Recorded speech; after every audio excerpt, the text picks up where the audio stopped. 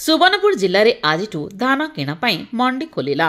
एथिरे सुवर्णपुर जिलापाल डॉक्टर नृपराज साहू जोगदे सुवर्णपुर जिला बेनिका ब्लॉक सिलाटी उप बजार कमिटी ठारू मंडी को जिलापाल उद्घाटन करिसंती। चलित खरीफ धान किणा जिले में 40 लाख क्विंटाल धान क्रय धार्य लक्ष्य रखा जायछि।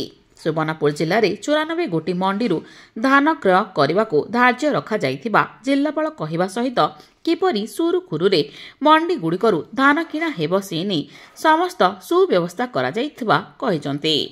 एपटे अनेक चाषी पाखकू ए पर्यंत टोकन आसिनी किपरि धान बिक्री करिवे चिंतार अछंती।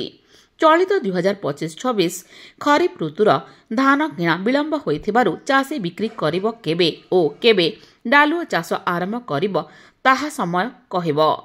एथिरे अतिरिक्त जिलापाल डीआरसीसी जोगाण अधिकारी डुंगुरीपाली आरएमसी संपादक सिलाटी पेक्स संपादक सह बहु मात्रा चाषी जोग देथिले। देखो आम जिला सुवर्णपुर जिले में आज आमर गाड़ी प्रोक्योरमेंट शुभारंभ होती सिलाटी पैक्स रु आम आशा करुचु ये सब सुरखुर चलो। आपड़ जमी कहले कि किसी समस्या सब रही आसी सामान्य समस्या सब रहे जोटा चाषी भाई मान दाबी मिलर्स मान किणवा प्रक्रिया ये सब भितर किसी गैप जदियो रहे ए वर्ष आम सब प्रकार प्रस्तुति करूँ। आम तरफ सब प्रकार व्यवस्था कराई कि कौन प्रकार असुविधा हम ना बोली। ए वर्ष देखो गत वर्ष सुवर्णपुर जिले में जी धान उत्पादन होता ए वर्ष से अधिका भी होती पाखापाखि आम 40 लाख क्विंटाल रू अधिक धान ए वर्ष आम उत्पादन आम आशा रखीचु और विक्रय होवार आशा रखाई। एवं आम सब मंडी मानक जहाँ सब व्यवस्था करने कथा पाखापाखि 94टा मंडी आम खोलीचु। 94 मंडी रे सब जाक गाँ से संपृक्त रे सब प्रकार केमती सुरुखुर रही पार व्यवस्था कराई।